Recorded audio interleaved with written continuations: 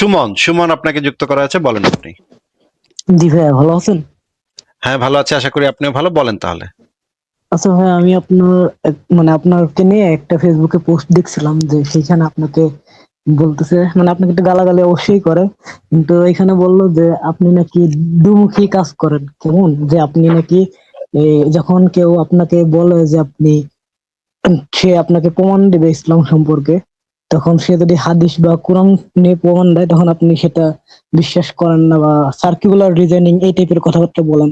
কিন্তু আবার আপনি যখন সমালোচনা ওয়েট করেন Quran. Wait wait wait wait wait wait wait মনে করেন আপনাকে যদি কেউ আহ, শ্রীকৃষ্ণর প্রমাণ দেয় ওদের ভগবত গীতা থেকে, সেটা কি আপনার কাছে শ্রীকৃষ্ণের অস্তিত্বের সপক্ষে যথেষ্ট প্রমাণ বলে মনে হবে? না না না, আমি এটা বলতেছি না। তাহলে আহ, এক্সটার্নাল এক্সটার্নাল একটা প্রমাণ লাগবে না?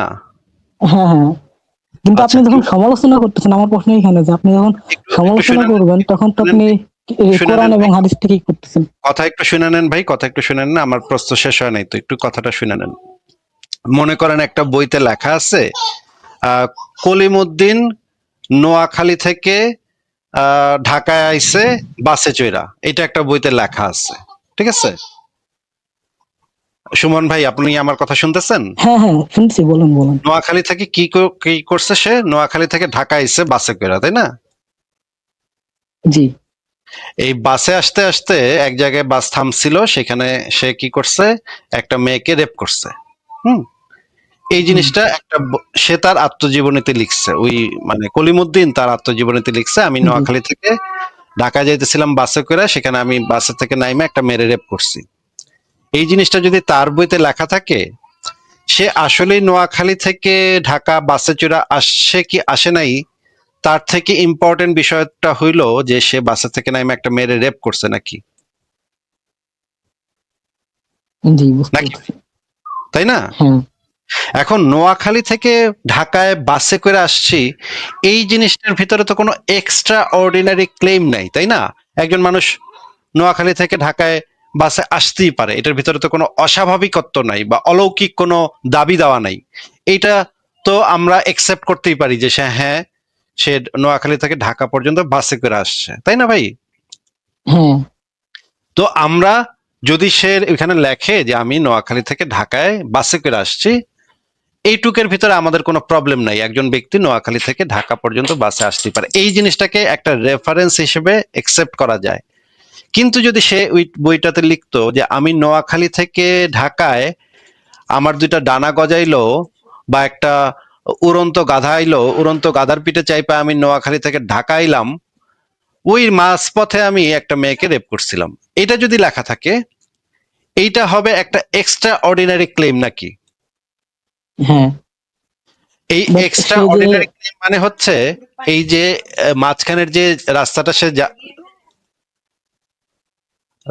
সে যে যাতায়াত করছে, এই রাস্তাটার মাঝখানে সে একটা উড়ন্ত গাধার পিঠে উঠা গেছে, এই জিনিসটা তো একটা এক্সট্রা প্রমাণের মানে দরকার আছে। এই জিনিসটা যদি কেউ লেখে, সাথে সাথে তো আমরা বিশ্বাস করে নিতে পারবো না। আমরা তো, যেহেতু এটা একটা অস্বাভাবিক ঘটনা যে সে উড়ন্ত গাধার পিঠে করে আসছে, সুতরাং এই জিনিসটা তো একসেপ্টেবল না নাকি?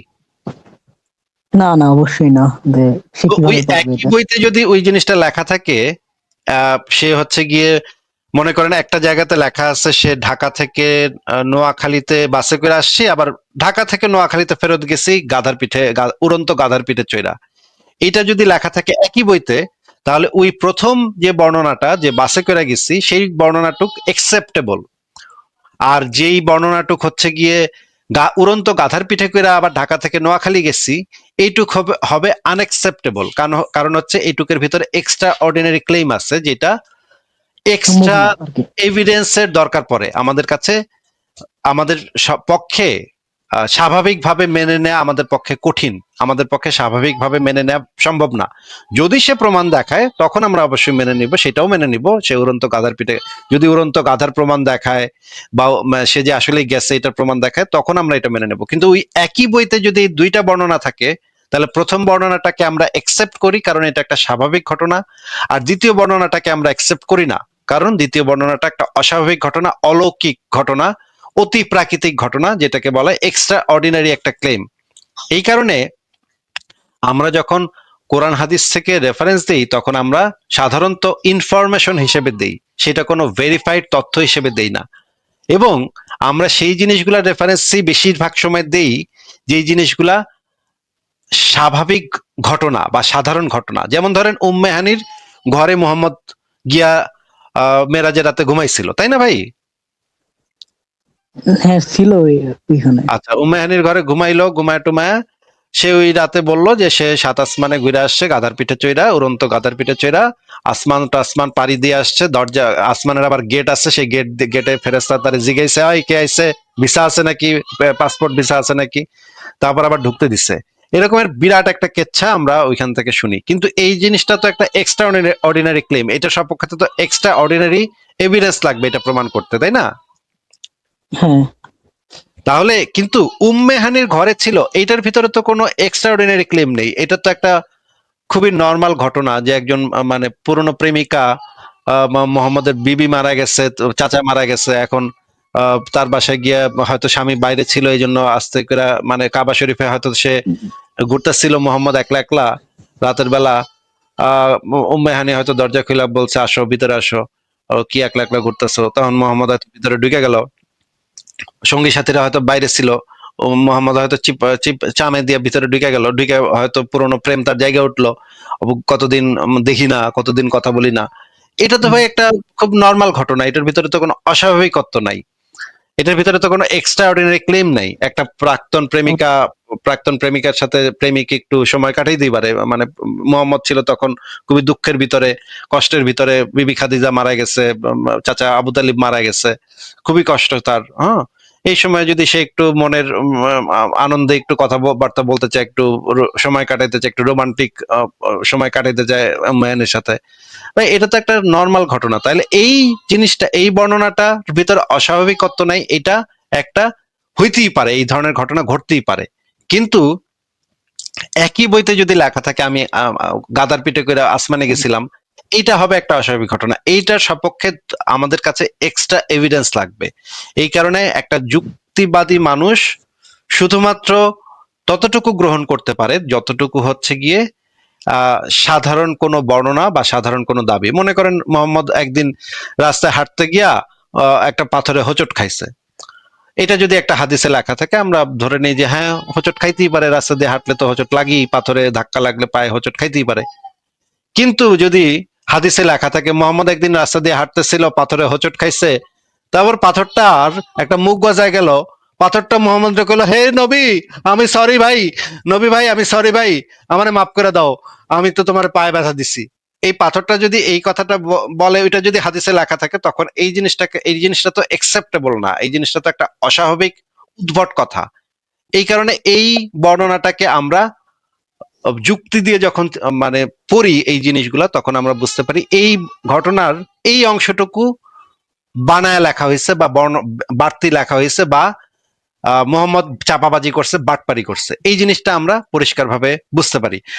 একই বইয়ের ভিতরে বিভিন্ন ধরনের বর্ণনা থাকতে পারে, বিভিন্ন ধরনের বর্ণনার ভিতরে বিভিন্ন ধরনের দাবি থাকতে পারে, সেই দাবিগুলোর সাপেক্ষে আমরা সেই বইয়ের যে মানে কনটেক্সটের বিবেচনায় সেগুলো আমরা কোনটা নর্মালি একসেপ্টেবল আর কোনটা একসেপ্টেবল না, সেটা আমরা বিচার বিবেচনা করি। আপনি কি বুঝতে পারতেছেন ভাই? জি, তার মানে যেগুলো আর কি পসিবিলিটি আছে, সম্ভাবনা আছে হওয়ার, ওইগুলাকে মানে আপনার রেফারেন্স হিসেবে নেন, আর যেগুলা মানে সম্ভাবনা নাই বা অলৌকিক ব্যাপার ওইগুলা নিতেছেন না, এই তো? ওই যেগুলা স্বাভাবিক ঘটনা সেগুলা হইতেই পারে, ওইগুলা যে হইছে সেটা আমরা বলি না, এগুলা হইতেই পারে, ওগুলা হওয়ার ভিতরে কোনো প্রবলেম নাই, ওই ধরনের ঘটনা ঘটার ভিতরে কোনো প্রবলেম নাই। কিন্তু যেই জিনিসগুলা হচ্ছে গিয়ে একেবারে ইম্পসিবল, যেমন ধরেন হিন্দু ধর্মের একটা বইতে লেখা আছে রাজা রাম 14 বছরের বনবাস কাইটা আসছে। এইটা কিন্তু সেই সময় একটা কালচার ছিল যে যারা রাজা বাদশার পরিবার তাদেরকে হ্যাঁ বনবাসে পাঠিয়ে দিত। হ্যাঁ, এখন বনবাসে যেহেতু সেই সময় কালচার ছিল, অনেক বছর তাদের বনবাসে কাটা আসতে হইতো, যদি কোনো ধর্ম আহ, ধর্মীয় নীতি লঙ্ঘন করতো তাহলে তাদেরকে বনবাসে পাঠানো হইতো। এই জিনিসটার ভিতরে আমাদের কোনো প্রবলেম নেই, এইরকম হইতেই পারে যে প্রাচীনকালে একটা রাজা ছিল তার নাম রাম, তারে হয়তো কোনো একটা ঘটনা ঘটছিল, এই জন্য তারে বহু বছর বনে গিয়া কাটাইতে হয়েছে। হ্যাঁ, এইটা কোনো অস্বাভাবিক বর্ণনা না। কিন্তু যদি ওই একই বইতে যে আবার লেখা আছে যে সেখানে গিয়ে আবার হনুমান নামক একটা এক লোকের সাথে দেখা হয়েছে, সেই লোক আবার বান্দর, সে আবার কথা কইতে পারে। হ্যাঁ, এই বর্ণনাটা হইতেছে একটা এক্সট্রা অর্ডিনারি ক্লেম, যেটা হচ্ছে প্রমাণযোগ্য না, এটার সপক্ষে কোনো প্রমাণ নাই যে হনুমান নামক একটা প্রাণী যেটা আবার কথা কইতে পারে, এটা হচ্ছে একটা উদ্ভট দাবি। এইটাকে আমরা একসেপ্ট করব না।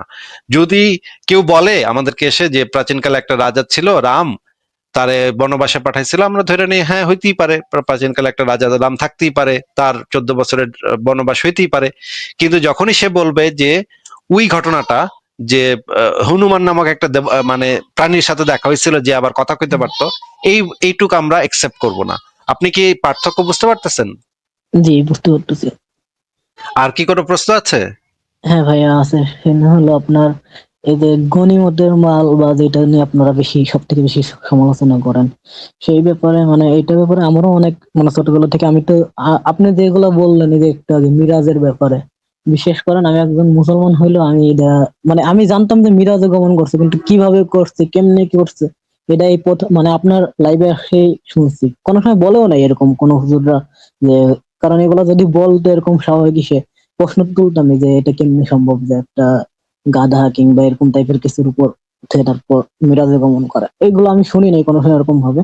যাই হোক, এখন হলো আপনার এই গনিমতের মালের যে ব্যাপারটা বলেন, যে ওই সময় কি এর থেকে আর কোনো বেটার ওয়ে ছিল কিনা, এটা নিয়ে আপনি একটা ডিবেটে বলছিলেন যে জেনেভা কনভেনশন আইনের কথা, যে যারা আর কি ভাই যুদ্ধবন্দী সুমন নারী ভাই, থাকে। সুমন ভাই, এর বহু বছর হ্যাঁ ভাইয়া। আগে থেকেই, এমনকি বাইবেলেও এর থেকে বেটার কথা হ্যালো। বলা আছে। আহ, আপনি কি শুনতে পাচ্ছেন? হ্যালো, আপনি কি শুনতে পাচ্ছেন? হ্যালো, আপনি কি শুনতে পাচ্ছেন ভাই? জি, শুনতে পাচ্ছি ভাইয়া। আচ্ছা, এর থেকে হ্যাঁ হ্যাঁ। বেটার ভাই বাইবেলের ভিতরে এর থেকে ভালো কথা বলা আছে। বাইবেলের ভিতরে এর থেকে মানে আপনি যদি কোরআনের সাথে ইসলামের বিধান আর বাইবেলের বিধান কম্পেয়ার করেন, আপনি দেখবেন বাইবেলের বিধান এর থেকে কোরআনের থেকে বেটার। আপনাকে আমি দেখাচ্ছি বাইবেলে এই বিষয়ে কি বলা আছে, এবং প্রাচীনকালের যে আইন কানুন ছিল সেই আইন কানুন গুলোর ভিতরে এই জিনিসগুলো, অনেকগুলো আইন কানুনে এই জিনিস ভালো কথা বলা আছে। মানে জি। ইসলামের থেকে কম্পেয়ার করলে ইসলামের থেকে অনেক ভালো কথা বলা আছে সেই সমস্ত জায়গাতে। আমরা দেখি, দেখেন, আহ দেখেন, এটা হচ্ছে গিয়ে আহ ব্যাবিলনিয়ান সভ্যতার কথা তো আপনি জানেন নাকি?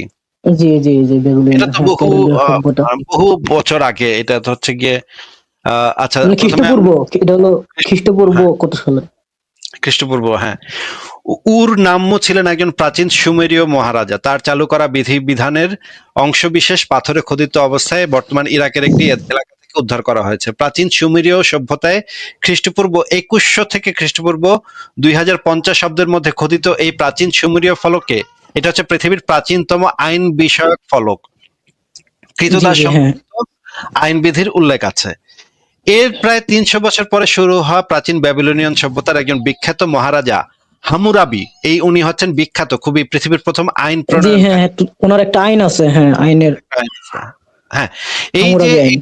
হামুরাবি আইন, হ্যাঁ, প্রচলিত আইন বিধিতেও দাস প্রথার অস্তিত্ব পাওয়া যায় এই জিনিসগুলোতে। এবং খ্রিস্টপূর্ব 594 সালে এথেন্সের সোলন, এটা দেখেন, গ্রিসের এথেন্সের সোলন সম্পূর্ণভাবে ঋণ দাস প্রথা নিষিদ্ধ করেন। দেখেন, ঋণ দাস মানে হচ্ছে গিয়ে ঋণের কারণে মানুষ দাসে পরিণত হইতো, ঋণ শোধ করতে না পারলে তখন মানুষ দাসে পরিণত হইতো, সেটা সামাজিকভাবে প্রচলিত ছিল। এই জিনিসটা খ্রিস্টপূর্ব 494 খ্রিস্টপূর্বে সোলন, প্রাচীন এথেন্সের যে ছিলেন, শাসক ছিলেন সোলন, সে সম্পূর্ণভাবে ঋণ দাস প্রথাটা নিষিদ্ধ করেন। 2 নম্বর বিষয় হচ্ছে মেসোপটেমিয়ান সভ্যতায় কৃষিকাজে কৃতদাসরা নিযুক্ত হতে বলে জানা যায়। এবং এইখানে আরো মজার ব্যাপার হচ্ছে পারস্য এবং প্রাচীন মিশরীয় কৃতদাস প্রথার অস্তিত্ব ছিল। প্রাচীন রোমে কৃতদাস প্রথা সবচেয়ে ব্যাপক আকার ধারণ করেছিল। রোমান অর্থনীতি মূলত কৃতদাস প্রথার উপর নির্ভরশীল হয়ে পড়েছিল। রোমান সাম্রাজ্যের কিছু কিছু শাসকের আমলে দাসেরা সম্পত্তির অধিকার পেয়েছিল, অর্থাৎ তারা নিজেরা অর্থ উপার্জন করে সম্পত্তি ক্রয় করতে পারত এবং নিজের জন্য জি সেই সম্পত্তি ব্যয়ও করতে পারত। সেনেকা ছিলেন একজন রোমান দার্শনিক, রাজনীতিবিদ এবং নাট্যকার। উনিও অত্যন্ত বিখ্যাত, উনি মানে অত্যন্ত বিখ্যাত একজন নাট্যকার। ওনার নাটক এখনো পৃথিবীর বিভিন্ন জায়গাতে মঞ্চস্থ করা হয়। ওনার জন্ম ছিল 4 খ্রিস্টপূর্ব এবং মৃত্যু হয়েছে 65 খ্রিস্টাব্দে। তিনি তার চিঠিতে উল্লেখ করেছেন, তোমরা তাদের সাথে বন্ধুত্বপূর্ণ সম্পর্ক রাখো, তাদেরকে দাস বলো না, বরঞ্চ বলো তারা মানুষ এবং বন্ধু। দেখেন এখানে এই যে এই ইসের চিঠি লেখা আছে, সেনেকার একটা চিঠি আছে, চিঠিতে সে আই এম লিখতেছে, glad to I learn am glad to learn through those who come from you, and you live on friendly terms with your slaves. This benefits a sensible and well educated man like yourself. They are slaves, people declare. Nay, rather they are men. দেখেন এই এই শব্দগুলো হচ্ছে প্রাচীন কালে প্রচলিত শব্দ, হ্যাঁ, এখনকার এগুলা এই শব্দগুলো আর ব্যবহৃত হ্যাঁ হ্যাঁ হয় না। কয়েকটা আছে, যেমন thy yourself, Tie know yourself. Yourself, এরকম। হ্যাঁ Rather they are men. Slaves, no comrades. Slaves, no, they are unpretentious friends. Slaves, no, they are our fellow slaves.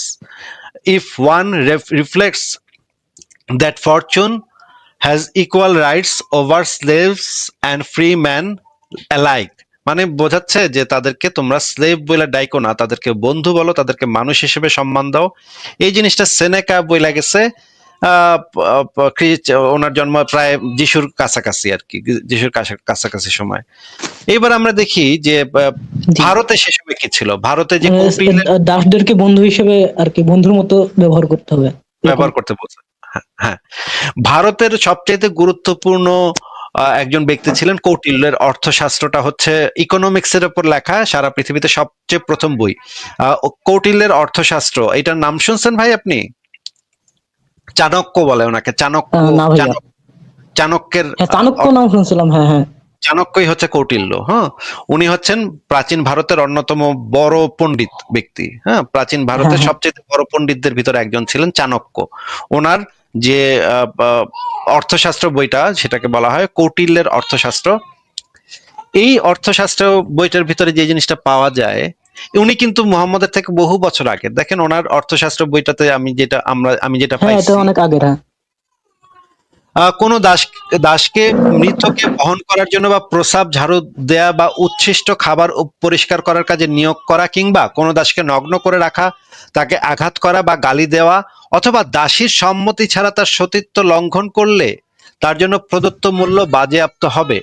সতীত্ব লঙ্ঘনের সাথে সাথে তারা স্বাধীনতা অর্জন করবে। এইটা কৌটিল্যের অর্থশাস্ত্রে লেখা আছে যে দাসীর সম্মতি ছাড়া যদি কেউ তার সাথে যৌন সঙ্গম করে, তাহলে তাকে সাথে সাথে স্বাধীনতা দিয়ে দিতে হবে, সে সেই দাসীটা স্বাধীন হয়ে যাবে। এবং আরেক জায়গাতে বলা আছে, আমি আপনাকে সেই বই বের করে দেখাতে পারবো, আরেক জায়গাতে বলা আছে, যখন একজন মালিক তার কৃতদাসীর সাথে কৃতদাসীর ইচ্ছার বিরুদ্ধে সহবাস করবে, তখন মালিককে সেই কারণে শাস্তি দেওয়া হবে। যখন কোনো পুরুষ তার কাছে বন্ধক রাখা কোনো দাসীর সাথে ধর্ষণ করবে বা অন্য কাউকে ধর্ষণে সাহায্য করবে, তখন তাকে কেবল সেই দাসীর ক্রয় মূল্যই বাজেয়াপ্ত হবে না, একই সাথে ওই দাসীর একটি নির্দিষ্ট পরিমাণ অর্থ প্রদান করতে হবে এবং সরকারকে দ্বিগুণ পরিমাণ জরিমানাও দিতে হবে। দেখেন এই প্রাচীন ভারতে অশোকের শাসন আমলে হ্যাঁ ইসলামের থেকে বেটার আইন ভারতে প্রচলিত ছিল। আপনি দেখতে পাচ্ছেন? জি জি ভাইয়া।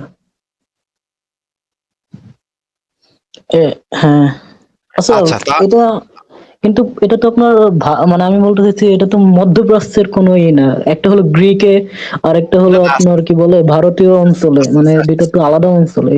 ভাই আমি তো আস্তে আস্তে যাচ্ছি, আপনি একটু দেখেন। এখানে এটা হচ্ছে ভারতে অশোকের আমলে এবং কৌটিল্যের অর্থশাস্ত্রে এই জিনিসটার হ্যাঁ, বর্ণনা রাজা পাওয়া যায়। অশোকের আমলে, হ্যাঁ বুঝতে পারছি। এবং গুপ্ত যুগেও এই আইনের কিছু কিছু প্রচলন দেখা যায়। কৌটিল্যের অর্থশাস্ত্রে এই বিষয়ে একদম পরিষ্কার বর্ণনা আছে। হ্যাঁ, দাসীদের সাথে কেউ তাদের সম্মতি ছাড়া করলে সে সাথে সাথে স্বাধীনতা পাওয়া যাবে। এবং আরো মজার ব্যাপার হলো, ভারতের সম্রাট অশোক দাস বাণিজ্য পুরা উচ্ছেদ করে দিছিল। কিন্তু ভারতে কিন্তু তখন দাস বাজার একদম উচ্ছেদ করে দিছিল। একদম দাস বাণিজ্য, আচ্ছা দাস ভাই, বাজার আমি তো নিষেধ। যতদূর জানি সম্রাট অশোক ছিলেন একজন বৌদ্ধ ধর্মের আর কি পৃষ্ঠপোষক। সম্রাট অশোক তিনি প্রথম জীবনে হিন্দু ছিলেন, কিন্তু প্রথম জীবনে তিনি প্রচুর পরিমাণে খুন খারাপি করছে, প্রচুর পরিমাণে মানুষ হত্যা করছে এবং প্রচুর পরিমাণে যুদ্ধ করছে। বিরাট বড় যোদ্ধা ছিলেন। কিন্তু পরবর্তী সময়ে তিনি একটা সময় তিনি বৌদ্ধ ধর্মের অনুসারী হন এবং সমস্ত হিংসা বিদ্বেষ এগুলা ছেড়ে দিয়ে একজন ইসে পরিণত হন আর কি। মানে কোনো আর যুদ্ধ করবেন না এই সিদ্ধান্ত নেন, কাউরে কখনো মারবেন না এই সিদ্ধান্ত নেন। এরপরে তিনি বেশ ভালো শাসন চালান, তার সময় তার প্রজারা বেশ সুখে ছিল, শান্তিতে ছিল বলে জানা যায়। সম্রাট অশোক বৌদ্ধ ধর্ম গ্রহণ হ্যাঁ, করার বুঝতে পারছি। না উনি তো, হ্যাঁ এটাই বললাম যে উনি তো আগে এরকম ছিলেন না, ওনার মানে উনি তো অনেক একজন যোদ্ধাবাজ ব্যক্তি ছিলেন। যুদ্ধবাজের লোক ছিল, তাহলে হ্যাঁ। পরবর্তী জীবনে সে সংশোধন করে নিচ্ছে, নিজেকে সংশোধন করে নিচ্ছে। যাই হোক, এরপরে আমরা বাইবেলে এবার দেখি বাইবেলে কি বলা আছে। বাইবেলে যে জিনিসটা বলা আছে আপনি দেখেন, ওল্ড টেস্টামেন্টে যাত্রা পুস্তক 21-20 এবং 21-21 এই দুটাতে যেটা বলা আছে সেটা দেখেন। কোন পুরুষ যদি তার দাসদাসীকে রড দিয়ে এমন ভাবে আঘাত করে যাতে দাসদাসীর সাথে সাথে মারা যায়, তাহলে সেই পুরুষকে শাস্তি দিতে হবে। কিন্তু দাসদাসী যদি 2-1 দিনের জন্য জীবিত থাকে, এখানে একটা খারাপ কথা, এটা হচ্ছে একটা খারাপ কথা বলা আছে যে দাসদাসী যদি 2-1 দিনের জন্য জীবিত থাকে তাহলে সেই পুরুষের কোনো শাস্তি হবে না, যেহেতু দাসদাসী তার নিজস্ব সম্পত্তি। এটা হচ্ছে একটা খারাপ কথা কোনো বাইবেলে। শাস্তি হবে না, যেহেতু দাসী তার নিজস্ব সম্পত্তি। এখানে দেখা যাচ্ছে দাসদাসীদের কোনো অধিকার নাই। দাসদাসীদের আসলে মানে এই ওল্ড জি, টেস্টামেন্টে দাস প্রথাকে আসলে সাপোর্ট করা হয়েছে এবং নতুন নিয়ম নতুন বিধানেও একই সাথে দাস প্রথাকে সাপোর্ট করা হয়েছে। দেখেন, দাসদের তুমি শিক্ষা দাও তারা যেন সবসময় নিজেদের মনিবের আজ্ঞা পালন করে, তাদের সন্তুষ্ট রাখার আপ্রাণ চেষ্টা করে এবং মনিবের কথা প্রতিবাদ না করে। মানে দাস প্রথাকে সমর্থনই দিল আর কি। এবং আরো এক জায়গাতে বলা আছে সেই দাসদের কঠোর শাস্তি পাবে, মানে মনিবের ইচ্ছা অনুসারে কাজ না করলে দাসদেরকে কঠোর শাস্তি দিতে বলা হয়েছে। কিন্তু কয়েকটা ভার্স আছে যেখানে আবার এই যে যুদ্ধবন্দী নারীদের সম্পর্কে কোরআনের থেকে একটু বেটার কথা কইছে, যদিও এই কথাটা ভালো না, আমরা এই কথাটারও সমালোচনা করি কিন্তু। আচ্ছা ভাইয়া, হ্যাঁ বলো। আমি তো জানি যে কি বলে হযরত মুহাম্মদ সাল্লাল্লাহু আলাইহি ওয়াসাল্লাম কৃতদাসদেরকে নাকি মুক্ত করে দিতেন, মানে তাদের সাথে, মানে আমি যেটা পড়ছি, আমি কোরআন পড়িনি, আমি জেনারেল লাইনের স্টুডেন্ট ছিলাম, সেখানে পড়াইতো যে তিনি নাকি কৃতদাসদের মুক্ত করে দিতেন, তাদের সাথে ভালো ব্যবহার করতেন। মুক্ত যে করে দিতেন, মুক্ত ওনাদের, ওরা দাস হইতো কিভাবে সেটা আগে তো বলতে হবে। মানে তারা তো আগে দাস হবে, তারপর তো মুক্ত করার প্রসঙ্গ আসবে নাকি ভাই? জি, মনে করেন তো 100 প্রাচীন আমলে 500 তো জন লোক, আপনার মনে করেন 500 জন লোকরে দাস বানাইয়া তারপরে 100 জন লোকরে আমি মুক্ত করে দিলাম। হ্যাঁ, বললাম যা তোরা এখন মুক্ত। তাইলে এই 500 জন লোকরে দাস বানিয়ে 100 জন লোকরে মুক্ত করে দিয়ে যদি আমি এখন প্রচার করি আসিফ মহিউদ্দিন 100 জন দাসরে মুক্ত করেছে, 100 জন দাসরে মুক্ত করেছে, ভাই কত মহান আসিফ মহিউদ্দিন। কিন্তু ভাই আমি যে 500 জন লোকরে দাস বানাইছিলাম, আমি যদি 500 জন লোকরে দাস না বানাইতাম তাহলে আমি 100 জনের মুক্ত করলাম কই থেকে ভাই, বলেন তো একটু। জি, বুঝতে পারছি। আচ্ছা ভাইয়া, তাহলে আমার মনে করেন যে আমরা যে আমরা একটু দলিলগুলো দেখবো যে মোহাম্মদ কত লোকরে দাস বানাইতো। আর মুক্ত, হ্যাঁ মুক্ত তো ভাই সবাই সব আমলেই করছে, সব মানুষই করছে। একটা মানুষ যদি 10,000 দাস মানে 10,000 মানুষকে দাসে পরিণত করে, তাদের ভিতরে তো 200-400 মানুষকে সে মুক্ত করতেই পারে। এবং সেইটাকে যদি এখন মানে বড়াই করে প্রচার করা হয়, মনে করেন আমি 100 কোটি টাকা ঘুষ খাইয়া 50 টাকা আমি ভিক্ষা দিলাম গরিব লোকরে, মানে শীতের কাপড় দিলাম, হ্যাঁ। আর আমি যদি ফেসবুকে প্রচার করি, দেখো আমি 500 টাকা শীত বস্ত্রে দান করেছি, কত মহান আমি, কত মহান আমি। এইটার এই ধরনের ইয়াসের কি কোনো মানে আছে ভাই? এই ধরনের এগুলো তো মানে স্টেপ নিম্নমানের বাটপারি হবে, তাই না ভাই? জি, বুঝতে পারছি, হ্যাঁ। তাহলে মোহাম্মদ যে দাস, যে মোহাম্মদ তো ছিল ফকির, ও তো মানে ওর তো কোনো পেশাও ছিল না, তাহলে দাস মুক্ত করবে কেমনে? ওই বাজারেও তো, সেই বাজারেও তো দাসের অনেক দাম ছিল। মোহাম্মদের তো দাস কেনার মতো ওর মতো টাকাই ছিল না। ও তো দাস পাইতো কোথায় যে মুক্ত করবে ভাই, একটু বলেন তো। মোহাম্মদের তো কোনো নির্দিষ্ট কোনো পেশা নাই। ও না পারতো হইতেছে চুল কাটতে, না পারতো হয়তো মানে হাতুড়ি দিয়ে বাড়ি দিতে, কাঠের কাজ করতে, কোনো কিছু সে পারতো না করতে। সে এক কাম করতে পারতো, সে মানে একটা কাজ সে করতে পারছিল, সেটা হচ্ছে সে ওই যে খাদিজার ব্যবসা প্রতিষ্ঠানে যুক্ত হয়ে সে ভালো পারফরমেন্স দেখাচ্ছিল, এটা একটা। এরপরে তো ভাই আর কোনো কাজ সে করেনি জীবনে, সে গনিমতের সে তো মাল একজন খায়। নেতা ছিল ভাই, মানে ওই, মানে মুসলমানদের নেতা ওই হিসাবে। নেতা সে সে কি তো তার কি মানে ক্ষমতা ছিল না? সে তো কাফেরদের বাণিজ্য কাফেলা আক্রমণ করে সেই গনিমতের মাল লুটপাট করতো। আমি আপনারা সেগুলো দেখাবো না, সেগুলো আমরা যদি আলোচনাতে আসি সেগুলো আমরা দেখাবো না, যে সে কত মানুষের দাসে পরিণত করছে, কত মানুষের দাসে পরিণত করার পরে যদি ভাই 200-400 মানুষটা যদি মুক্ত করে, এবং সেটা যদি কেউ প্রচার করে যে হ্যাঁ দেখেন আমার নেতা 200-400 মানুষকে মুক্ত করেছে দেখেন, তখন তাদের কাছে একটা প্রশ্ন করতে হয় না যে ভাই 200-400 যে মুক্ত করলো, দাস বানাইছিল কয়জন রে, একটু সংখ্যাটা কম তো ভাই, কয়জনে বানাইলো আসলে আর এই দাসগুলা, আমি যতদূর জানি যে এই দাসগুলা যারা, বিশেষ করে বেশিরভাগ যারা আপনার যুদ্ধে পরাজিত হতো, তাদের থেকে হতো না, মনে করেন যে যুদ্ধে যারা হেরে গেছে, যেসব যারা আত্মসমর্পণ করছে, আত্মসমর্পণ এটাই কি? করলে তারা দাসে পরিণত হবে কেন ভাই? তাহলে তাদেরকে কি করা হতো? মানে আমি জানতাম এরকমই যে তাদেরকে নাকি দাস হিসাবে বিক্রি করা হতো, বা তো তাদেরকে দাস বানানো হয়। একজন আহ, ভাই ইসলামে তো আক্রমণাত্মক জিহাদ জায়েজ আছে, মানে হচ্ছে কেউ যদি ইসলাম গ্রহণ না করে তাহলে তাদের উপর আগ বাড়ায় গিয়ে তাদেরকে আক্রমণ করে তাদেরকে দুইটা অপশন দেয়া, তোরা ইসলাম গ্রহণ করবি নাহলে মাইরা ফেলামু। এটা তো ইসলামে জায়েজ আছে মুশরিকদের সাথে, তাই না? এটা আপনি জানেন? আপনাদের আলোচনার মাধ্যমে জানছি, এইগুলা তো তাহলে ভাই কোনো জায়গায় আলোচনা করা হয় না, এগুলো তো তাহলে যদি স্বাভাবিক একটা গোত্রকে যদি এইভাবে আক্রমণ বর্গমত। করে তাদেরকে যদি মানে তারা যদি ইসলাম গ্রহণ করতে না চায়, তারপর যদি তাদেরকে দাসে পরিণত করে, এইটা তো কোনো জাস্টিফাইড কাজ হয় না।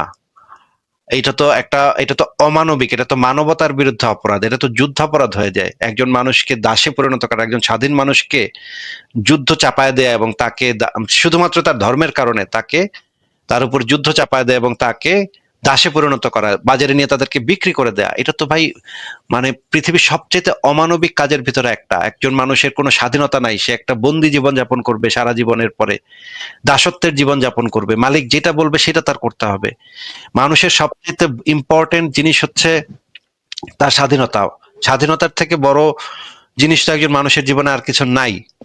আপনি একটু বলেন তো জি, যে আপনার জীবনে স্বাধীনতা, এইটা একজন মানুষের সম্মান, একজন মানুষের হিউম্যান ডিগনিটির সাথে জড়িত। অবশ্যই। একজন মানুষের যদি স্বাধীনতাই না থাকে তাহলে তার মানুষের বাইচা থাকারও কোনো মিনিং নাই।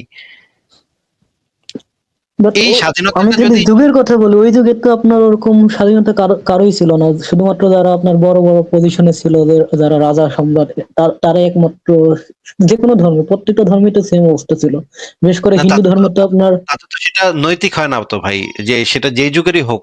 যদি মনে করেন বাংলাদেশের সবাই এখন ঘুষ খায়, এখন যদি বলেন যে ভাই এখন তো ভাই বাংলাদেশের সবাই ঘুষ খায়, আমার বাপেও খায়, অসুবিধা কি, সবাই তো খাইতেছে, এটা বললে তো এই ঘুষ খাওয়াটা জাস্টিফাইড হয় না ভাই। সবাই করলে তো এটা নৈতিক কাজ হয়ে যায় না। একটা কাজ যদি সবাই করে, একটা অঞ্চলের সবাই যদি ঘুষ খায়, তাহলে কি আপনার মনে হয় যে ঘুষ খাওয়াটা একটা নৈতিক কাজ না হয়ে না, যাবে? তাহলে এটা তো ওই হয় যে না। প্রাচীনকালে সবাই করতো ভাই, হ্যাঁ হ্যাঁ ঠিক আছে, অনেকেই করতো, সেটা সত্য। অনেকেই করতো আবার অনেকে করতো না, সেটা সত্য। কিন্তু তাতে তো কাজটা নৈতিক হয়ে যায় না, কাজটার সাথে নৈতিকতার সম্পর্ক তৈরি হয় না, এটা তো অনৈতিকই থাকে। জি। আচ্ছা, আমরা একটু যেটা দেখতেছিলাম যে বাইবেলে, সেটা একটু শেষ করে নিই।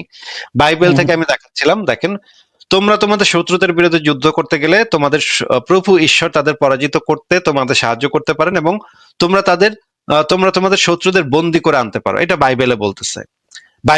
বাইবেলেও খারাপ কথা বলা, আমি এটা বলতেছি না যে বাইবেলে খুব ভালো কথা বলা আছে, না, বাইবেলেও জি। খারাপ কথা বলা আছে। কিন্তু এটা কম্পেয়ার করলে এটা ইসলামের থেকে ভালো কথা। দেখেন, বন্দীদের মধ্যে কোনো সুন্দরী স্ত্রীলোককে দেখে মুগ্ধ হয়ে তোমাদের স্ত্রী হিসেবে তোমরা চাইতে পারো, মানে স্ত্রী হিসেবে, মানে তোমরা তাদেরকে বউ বানাতে পারো। তখন তাকে তোমরা বাড়িতে নিয়ে আসবে, সে অবশ্যই তার মাথা কামাবে এবং নখ কাটবে। সে যে জামা কাপড়গুলো পরে আছে, যার থেকে বোঝা যায় সে যুদ্ধবন্দিনী ছিল, সেগুলো সে অবশ্যই খুলে ফেলবে। সে অবশ্যই পুরো 1 মাস তোমার বাড়িতে থাকবে এবং বাবা মাকে হারানোর জন্য বিলাপ করবে। দেখেন, এই অপশনটা কিন্তু ইসলামের নাই।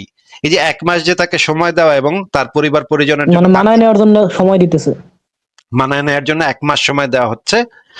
ইসলামে কিন্তু বলা আছে এক ইদ্দত। সাফিয়ারে কিন্তু মানে তার পুরা পরিবারের মারার পরে দুই 2-3 দিনের ভিতরে তারে বিছনায় নিছে মোহাম্মদ। হ্যাঁ, একেবারে 2-3 দিনের মাথায় তারে বিছনায় নিছিল। মানে পুরা পরিবারকে, একটা মেয়ের পুরা পরিবারকে মাইরা 2-3 দিনের মাথায় তাকে বিছনায় নিছিল মোহাম্মদ।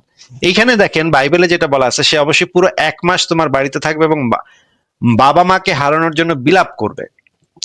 এরপর তুমি তার কাছে যেতে পারো এবং তার স্বামী হতে পারো, সে তোমার স্ত্রী হবে। যদি তুমি তার সঙ্গে সুখী না হও তাহলে তুমি তাকে ত্যাগ করবে এবং তাকে স্বাধীনভাবে চলে যেতে দিবে। মানে দেখা যাচ্ছে যে আপনি তার সাথে সুখী না, জি। তখন তাকে ত্যাগ করতে হবে এবং তাকে স্বাধীনভাবে চলে যেতে দেবে। তাকে বিক্রি করতে পারবে না। তুমি কখনোই তার সাথে কৃতদাসের মতো আচরণ করবে না, কারণ তার সঙ্গে তোমার যৌন সম্পর্ক ছিল। দেখেন, এইটা কিন্তু কোরআনের থেকে ভালো বিধান বাইবেলে আছে। এই কৃতদাসীদের সাথে যে ইয়াটা করবে সেইটা কিন্তু বাইবেলে কম্পেয়ার করলে, আমি এটা আবারও বলতেছি যে আমি কিন্তু এটা বলতেছি না যে বাইবেলে খুব ভালো কথা হ্যাঁ, বলা, আপনি বলছেন যে এটা কোরআনের থেকে কম্পারেবল করলে বেশি বেটার। হ্যাঁ, কম্পেয়ার করলে কোরআনের থেকে এটা বেটার। তার মানে মুহাম্মদের 500-600 বছর আগে এর থেকে বেটার আইন ছিল। এই 500-600 বছর ধরে মোহাম্মদ পরে আইলো, যিশুর 500-600 বছর পরে আইলো, এরপরে তুই একটা আরেকটু ভালো কথা কইতে পারলি না? তুই আরো পিছনের দিকে গেলি, তুই আরো নোংরা কথা কইলি। তুই বেটা কইলি যে সাফিয়ারে তুই 2 দিনের মাথায় বিছনায় নিলি পুরো পরিবারকে মাইরা। এটা কেমন কথা? আচ্ছা, আপনি যে বলতেছেন যে মোহাম্মদ অনেক দাসকে ইসে নিছিল, আহ তার মানে আল্লাহ এবং মোহাম্মদ, আল্লাহর তো এটা জানার কথা যে দাস প্রথা যে একটা অমানবিক ব্যাপার, এটা আল্লাহর জানার কথা না ভাই? হ্যাঁ। তাহলে আল্লাহর তো আর কোনো টাইমের কোনো ইয়া নাই, মানে সময়ের পরিপ্রেক্ষিতে তো আল্লাহর চিন্তা ভাবনা কাজ করে না। আল্লাহ তো এটা বোঝার কথা যে দাস প্রথা একটা মানুষের মানে স্বাধীনতা হরণ করে নেয়, এটা পৃথিবীর সবচেয়ে ভয়ঙ্কর কাজ। এইটার থেকে এক্সট্রিম খারাপ আর কিছু হতে পারে না। একজন মানুষের সম্মান, আত্মসম্মান, সেটা হচ্ছে গিয়ে দাস মানে তার স্বাধীনতার সাথে সম্পর্কিত। একজন স্বাধীন মানুষ হচ্ছে মানে সম্মানজনক একটা জীবন যাপন করতে পারে। একটা পরাধীন মানুষ কখনো সম্মানজনক জীবন যাপন করতে পারে না। আপনি কখনোই একজন দাস হিসেবে নিজেকে ভাবতে পারবেন না। এই বর্তমান সময়ে আপনি একজন দাসের জীবন আপনি কখনোই চাইবেন না। এই জিনিসটা তো আচ্ছা ভাই, আল্লাহ পাকের কথা। আল্লাহ পাক কেন এই বিধানটা কইলো না? কেন এই বিধানটা দিতে পারলো না? আল্লাহ পাক এতগুলা আয়াত নাজিল করলো, দাসীরে লাগানি লেগা এত আয়াত নাজিল করলো, দাসী লাগাও, এই লাগাও, সেই লাগাও, এই মাইয়ারা করো, সেই মাইয়ারা করো। ভাই মানে খালি মোহাম্মদ কয়টা বিয়া করব, দাসীর সাথে করব, কি করব না, এইটা নিয়ে এত পাতার পর পাতা আয়াত নাজিল করতে করতে থাকলো আল্লাহ। মোহাম্মদের যৌন জীবন নিয়ে আল্লাহর এত চিন্তা, আল্লাহ একটা কথা কইতে পারলো না যে আজকে থেকে দাস প্রথা নিষিদ্ধ? এই কথাটা কইতে পারলো না? আচ্ছা এটা কি বলে নাই যে দাস প্রথা নিষিদ্ধ? এটা কি মোহাম্মদ এটা মানে কোথাও বলা নাই। বলে নাই? বরঞ্চ দাস প্রথা কিয়ামত পর্যন্ত জায়েজ আছে। আপনাকে আমি দেখাচ্ছি ভাই, দাস প্রথা একদম সরাসরি সৌদি মানে ইসের ফতোয়া বোর্ডের ফতোয়া আছে যে দাস প্রথা আচ্ছা ভাই, আমি কিয়ামত। যতদূর পড়ছিলাম বিদায় হজে নাকি এরকম বলা হয়েছিল যে না ভাই, আজ বিদেহ থেকে এরকম সকলে। বলা হয়নি। এরকম কিছু বলা হয় নাই ভাই, দাস প্রথা নিষিদ্ধ এরকম কিছু বলা হয় নাই ভাই। ও আচ্ছা। আপনি যদি আমাকে দেখাইতে পারেন তাহলে আমি আপনার কাছে মানে সরি বলবো। না, আমি অনেক আগে পড়ছিলাম, তো এটা মনে হয় ক্লাস 4 না 5 এর বইয়ে। আমি জেনারেল লাইনের শিক্ষার্থী ভাই। না ভাই, ওই দাস হয়ে প্রথা গেছে। নিষিদ্ধ এটা কথাও বলা হয়নি, বরঞ্চ দাস প্রথা কিয়ামত পর্যন্ত প্রযোজ্য থাকবে। এই জিনিসটাই বলা আছে। আপনাকে আমি সেই বিষয়ে ভিডিও দেখাতে পারি, এবং কাফেরদেরকে মাইরা ধইরা তাদের মা বেটিকে গনিমতের মাল হিসেবে ভোগ করা, এটাও কিয়ামত পর্যন্ত ইসলামে জায়েজ থাকবে। এই জিনিসটা আচ্ছা বলা আছে। আমি এই যে এইগুলো গনিমতের মাল বা এই ব্যাপারে আমি একটা ভিডিও দেখছিলাম, মনে হয় শাহ আহমদুল্লাহ। তিনি বললেন যে মানে ওই সময় আর কি, যে মনে করেন যে কাউকে যদি মানে কেউ যদি মারা যায়, তার স্বামী, ভাই, তখন তার একটা নিরাপত্তার ব্যাপার থাকে, এই জন্য নাকি তাদেরকে। আচ্ছা আচ্ছা আচ্ছা আচ্ছা আচ্ছা আচ্ছা আচ্ছা আচ্ছা আচ্ছা আচ্ছা। বাংলাদেশে যখন পাকিস্তানি আর্মি হাইরা গেল, তখন তো পাকিস্তানি আর্মির অনেক আর্মি সদস্যরা তো মারা গেছিল নাকি? হ্যাঁ, হ্যাঁ, এখন ওই আর্মি সদস্যদের পরিবারও তো বাংলাদেশে তখন ছিল, ক্যান্টনমেন্টে ছিল তখন। হ্যাঁ, ক্যান্টনমেন্ট। বাংলাদেশ বাংলাদেশের কোন মুক্তিযোদ্ধারে দেখছেন, কখনো শুনছেন এই কাহিনী যে বাংলাদেশ তখন ওই মাইয়াদের জৈবিক চাহিদা পূরণ করার জন্য ওই মায়াগুলারে দাসী বানাইছে? এই টাইপের কোনো কথা কখনো শুনছেন? এটা শুনি নাই, বাট এটা আপনার যুগের তো একটা ব্যাপার আছে যে ওইটা আরো আপনার 1400 বছর আগের যুগ, আর এখন বর্তমানের 1400 যুগ। বছর আগের যুগ তখন কি? আমি তো এই জিনিসটা বুঝতেছি না। মানে বাংলাদেশের মানুষেরা কি করছিল বলেন তো? এই যে 90,000 সৈন্য যে ধরা পড়ছিল, তাদের সাথে কি করছিল বাংলাদেশের আর্মি? আমি বাংলাদেশ যতদূর জানি তাদেরকে আপনার কি বলে ভারতে নিয়ে যাওয়া হয়েছিল, যেসব ভারতে সেনাবাহিনী ছিল ওই সসম্মানে পাকিস্তানের। সসম্মানে নিয়ে যাওয়া হয়েছিল। জেনেভা সসম্মানে কনভেনশন অনুযায়ী জেনেভা করা কনভেনশন হয়েছিল সব। অনুসারে তাদেরকে প্রত্যেকটা পাকিস্তানি আর্মির ফ্যামিলি, পুরা আর্মির পরিবার, অনেক পরিবার ছিল যেই পাকিস্তানি আর্মিদের ভিতরে অনেক আর্মির সদস্যরা মারা গেছিল, তাদের যে পরিবার ছিল তাদেরকে সসম্মানে বিমানে করে সুন্দরভাবে নিয়ে যাওয়া হয়েছিল এবং ভারতে কিছুদিন রাখা হয়েছিল, তারপরে পাকিস্তানে তাদেরকে আবার ফেরত পাঠানো হয়েছিল এবং ভারতে গিয়ে তারা রাজার হালে সেখানে থাকছে। এই জিনিসগুলা মানে ইন্ডিয়ান যে নথিপত্র, সেই নথিপত্র ঘাটলে আপনি দেখতে পারবেন যে তাদেরকে বেশ ভালো সম্মান দিয়ে তাদেরকে রাখা হয়েছিল। এখন বাংলাদেশের সেনা মুক্তিযোদ্ধারা তো কইতে দিতে পারতো যে ওরা পাকিস্তানে গিয়ে কি করব, ওরা হারে হারে ওরা কি করব, ওদেরকে আমরা গনিমতের মাল হিসেবে রাখা দিই। এটা তো বাংলাদেশের কোনো আর্মি করে নাই, তাই না? না না, কেন করে নাই একটু বলেন তো? কারণ ওরা তো এটা করলে বাইরের থেকে চাপ আসতো আপনার। ওদেরটা তো ওরা বুঝবো, তাই না? ওরা কেমনে খাইবো কেমনে পড়বো এটা তো ওরা বুঝবো। আর আপনার তো এটা দায়িত্ব না যে তাদের জৈবিক চাহিদা মিটাইতে। তো ওই মেয়েরা এসে তো আপনারা কয় নাই যে ভাই ভাই আপনারা আমার জামাইরে মারছেন, আহেন আমার জৈবিক চাহিদা পূরণ করেন ভাই। হ্যাঁ, এটা তো মানে ওই মেয়েরা তো এসে আপনারা কইবো না, তাই না? জি, এটা ঠিক। আপনার কি মনে হয় এটা পৃথিবীর কোনো মেয়ে এটা কইবো?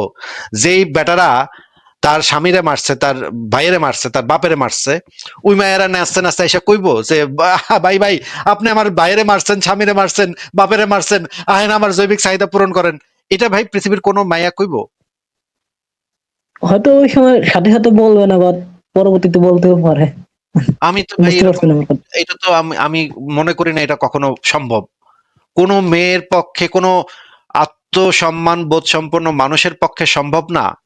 না, এটা কোনো সম্ভব না। হ্যাঁ, যেই সেনাবাহিনী তার বাবাকে, তার প্রিয় বাবাকে মারছে, তার প্রিয় ভাইকে হত্যা করছে, তার প্রিয় স্বামীকে জবাই করছে, সেই বাহিনীর যারা জবাই করছে তাদের সাথে সে জীবনে কোনোদিন মানে তাদেরকে মানে প্রেম মহব্বত করবে তাদের সাথে? এইটা তো ভাই সম্ভব না ভাই। এইগুলা যারা বলে তারা হচ্ছে গিয়ে মানে নরপশু। যারা এই কথাগুলা বলে যে সেই মেয়েরা স্বেচ্ছায় জৈবিক চাহিদা জৈবিক চাহিদা, ভাই এগুলো হচ্ছে রেপ গুলাকে জাস্টিফাই করার জন্য তারা এগুলো মিথ্যা কথা বলে। পাকিস্তান আর্মিও বাংলাদেশে আইসা যখন 2 লক্ষ নারীকে ধর্ষণ করছিল, তারাও এই কথা বলছিল যে বাঙালি নারীরা পাকিস্তানি সেনাবাহিনীর বড় বড় জওয়ানদের দেখা মুগ্ধ হইয়া নিজ ইচ্ছায় নাকি ক্যান্টনমেন্টে গিয়া তাদের কাপড় খুলে দিছিল। ভাই এগুলা হচ্ছে ধর্ষণকে জাস্টিফাই করার জন্য মানে যে যারা হচ্ছে গিয়ে আক্রমণ করে, আক্রমণকারী বাহিনীর সম্পূর্ণ মিথ্যাচার। এগুলা ভাই একটু সেন্সিবল মানুষ হলে এগুলা বোঝা যায় যে এগুলা সম্পূর্ণ মিথ্যা কথা। এগুলা পৃথিবীর ইতিহাসে কখনো সম্ভব না কোনো একটা মেয়ে তার ভাইরে, তার বাপেরে, তার স্বামীরে, তার ছেলেরে মারছে, সেই বেড়াগুলার সাথে গিয়া চুমাচুমি করবে। এটা ভাই কোনোভাবে সম্ভব না, কোনো কালে সম্ভব না, কোনো যুগে সম্ভব না। ওই মেয়ে তবে পারলে। ইতিহাসে তো এরকম অনেক হ্যাঁ, দেখা গেছে যে অনেক কৃতদাস, যারা কৃতদাসী ছিলেন, পরবর্তীতে বড় বড় জায়গায় চলে গেছেন, মানে অনেক কি বলে রাজা সম্রাটদের নিকট। অনেকে অনেকে তার ভাগ্যকে মাইনে নিচ্ছে, অনেকে ইতিহাসে এরকম যারা আছে তারা অনেকে বুঝতে পারছে যে আমাদের আসলে আর কিছু করার নাই, আমরা এখন কোথাও কিছু করতে পারবো না, এই মানে বাহিনী এতই খারাপ, আমার ধর্ষণ হইতেই হবে। অনেক মেয়ে আছে যারা বোঝে যে তারা এখন ধর্ষণ হইতে হবে, কিছু করার নাই, আমি কিছু করতে পারবো না, কারো কাছে বিচার দেওয়ার নাই। এই কারণে অনেক মেয়ে আছে তারা নিজেদের ভাগ্যকে মেনে নেয়। কিন্তু তার মানে এটা না ভাই যে সে স্বেচ্ছায় এই কাজটা করছে। আপনি যদি আহ বাংলাদেশে এরকম অনেক হাউস ওয়াইফ আছে যারা স্বামীর লাত্থিগুতা খেয়ে পড়ে থাকে। এখন ভাই তারা তাদের ভাগ্যকে মেনে নিচ্ছে যে আমাদের তো লাত্থিগুতা খায় থাকতে হবে। আমাদের বাসায় একটা কাজের মহিলা ছিল, তার স্বামী তার ডেইলি রাতে পিটাইতো, মহিলা মাইনে নিচ্ছে, মানে সে তার এই স্বামীরই মাইনে নিচ্ছে, সে তার ভাগ্যরে মাইনে নিচ্ছে। কিন্তু তার মানে এটা না যে সে সুখে ছিল। সে ভাই প্রতিদিন সে কাঁদতো যে তার স্বামী অত্যাচার করে, কিন্তু তার কি করার আছে? তার কিছু করার নাই, সে এইটাকে ভাগ্য হিসেবে মাইনে নিচ্ছে। পৃথিবীতে এরকম অনেক মানুষ আছে যারা এইটা ভাগ্য হিসেবে একসেপ্ট করে নেয়, কিন্তু তার মানে তো এটা না যে সে এই জিনিসটাকে নিজ ইচ্ছায় বাইছে নিচ্ছে এই এই পরিস্থিতিটাকে। এটা তো ভাই কেউ নবী কি আপনার তাদেরকে স্বেচ্ছায় আপনার কৃতদাস বানাতো, মানে নবী নিজের থেকে? নিজের থেকেই তো বানাইতো, নবী তো তাদেরকে কৃতদাস বানাইতো। কিছু দেশ মানে ওটা বানায় বলেনি আমি, এদেরকে এক লাইনে দাঁড় করাইতো, সে নিজে বলতো সে নিজে নিজে আদেশ দিত নাকি এটা বলতেছে। হ্যাঁ নিজে নিজে আদেশ দিত, নিজে আদেশ দিয়ে লাইন ধরে দাঁড় করাইতো মেয়েদেরকে, তারপর মেয়েদেরকে বলতো তোমরা কে কোনটারে নিবা বাইসা নাও। সাহাবীদের বলতো তোমরা কে কোন মাইয়া নিবা বাইসা নাও। তারপরে যেগুলো যেগুলা ভালো যুদ্ধ করছে, কোপাকুপি ভালো করছে, তারা আর কি সুন্দরী মায়াগুলোরে নিত। এই যে খায়বার আক্রমণে হচ্ছে গিয়ে দাহিয়া কালবি সে সাফিয়ারে বাগে নিয়ে আনিছিল। হ্যাঁ, সে সাফিয়ারে দেখছে সুন্দর, এটা আগে আগে বাগে নিছে নিয়া বিছনায় যাইতেছিল আর কি, মানে একটু পরে বিছনায় উঠ তুলবো। তখন একজন আইসা মোহাম্মদ রে কইলো যে হুজুর হুজুর, আরে তো সাফিয়ারে পাইছে, সাফিয়া তো অনেক সুন্দরী, মারাত্মক সুন্দরী হুজুর, নবী হে নবী, সাফিয়া তো আপনার যোগ্য, হ্যাঁ আপনি আপনি করেন এটারে। তখন আচ্ছা, এটার মোহাম্মদ কি কোনো ইয়ে আছে ভাই, রেফারেন্স আছে এরকম ভাবে লেখা যে? এরকম আছে, হ্যাঁ আমি আপনারা দেখাচ্ছি, একদম এইরকমই আছে ভাই। মানে একজন এসে কইতেছে যে নবী নবী সাফিয়া তো অনেক সুন্দরী, হেব্বি সুন্দরী সাফিয়া, হ্যাঁ মারাত্মক ইয়া, এটা আপনি নেন হুজুর। তখন নবী কয় এই ডাক ডাক দাহিয়াতুল কালবিরে ডাক, হ্যাঁ কালবিরে ডাক্কা তখন কয় যে তুমি তুমি এটা দিয়া দাও, আমার দিয়া দাও। দাহিয়া কালবি কয় না আমি দিব না, আমি তো পাইছি আমি দিব না, হ্যাঁ গরিমসি করতেছে। তখন এটার সাথে নিয়া দাঁড়ান দেখাচ্ছি। আহ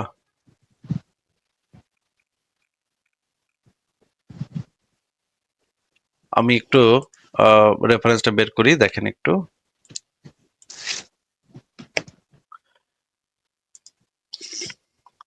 আহ, এই যে দেখেন এই সাফিয়ার স্বামী ছিল হচ্ছে গিয়ে কিনানা, হ্যাঁ দেখেন আহ, এই যে সিরাতুন নবী পৃষ্ঠা নাম্বার 354-তে যে জিনিসটা বলা আছে। ইয়া ভাই, সুমন ভাই আপনি কি পড়তে পারতে দেখতে পাচ্ছেন? হ্যাঁ হ্যাঁ। আচ্ছা দেখেন, রাসূলুল্লাহ কে বনু আবুল হুকায়েকের কামুস দুর্গের বিজয় দান করলেন। তখন অন্য এক রমণী সহ সুফিয়া বিনতে হুয়া ইবনে আক্তাব তার কাছে আনা হলো। এদেরকে নিহত ইহুদিদের মৃতদেহের পাশ দিয়ে নিয়ে আসা হয়েছিল। মানে সাফিয়াকে তার যে আত্মীয় স্বজন পাড়া প্রতিবেশী গোত্রের যে লাশগুলা আছে, পুরা গোত্রের লাশগুলার উপর দিয়ে পাশ দিয়ে তাদেরকে আনা হয়েছে, ঠিক আছে। সুফিয়ার হুম। সঙ্গী রমণীটি তখন তাদের মৃতদেহ দেখতে পেল, তখন সে ভীষণ চিৎকার জুড়ে দিল, তাদের মুখমণ্ডলে করাঘাত করতে লাগলো এবং মাথায় ধুলো মাখতে লাগলো। মানে সাফিয়ার সাথে যে মেয়েটা ছিল, সেই মেয়েটা এই মৃতদেহগুলা দেখা, তার আত্মীয় স্বজনদের মৃতদেহগুলা দেখা সে চিৎকার করে কাঁদতেছে, হ্যাঁ এবং মাথায় এইভাবে, মুখে এইভাবে মেয়েরা এইভাবে মুখে থাপড়ায় না, মুখে থাপড়াইতেছে, হ্যাঁ। হ্যাঁ। রাসূলুল্লাহ তাকে দেখে বলল, ওই শয়তান মহিলাকে আমার নিকট থেকে দূরে সরিয়ে নাও। এরপর তিনি সাফিয়াকে নিজের কাছে নিয়ে আসতে বললেন। সাফিয়া নিজেকে অত্যন্ত গুটিয়ে নিয়ে তার পেছনে গিয়ে দাঁড়ালেন, আর রাসূলুল্লাহ তার নিজের চাদরখানা বিছিয়ে দিলেন। তখন উপস্থিত মুসলমানরা বুঝে নিলেন যে রাসূলুল্লাহ তাকে নিজের জন্য বেছে নিয়েছেন। আচ্ছা এই ওই জিনিসটা আপনাকে দেখাচ্ছি, এইটুক হচ্ছে গিয়ে দেখেন, এখানে আমি দেখাইলাম যে সাফিয়াকে কিভাবে আনা হয়েছিল, মানে মৃতদেহগুলোর উপর দিয়ে তাকে আনা হয়েছিল, ধরে নিয়ে আসা হয়েছিল। এখন আমরা দেখি যে এই যে আমি যেটা বললাম যে আহ সুন্দরী ছিল, আমি একটু খুঁজে নিই, দেখেন। আচ্ছা ভাই, এর মাঝখানে একটা প্রশ্ন করতে পারি আমি? হ্যাঁ বলেন। আচ্ছা ভাই, আচ্ছা মনে করেন যে এইগুলো। এই জিনিসটা একটু দেখায় নিবে, তারপর আপনি প্রশ্ন করেন। দেখেন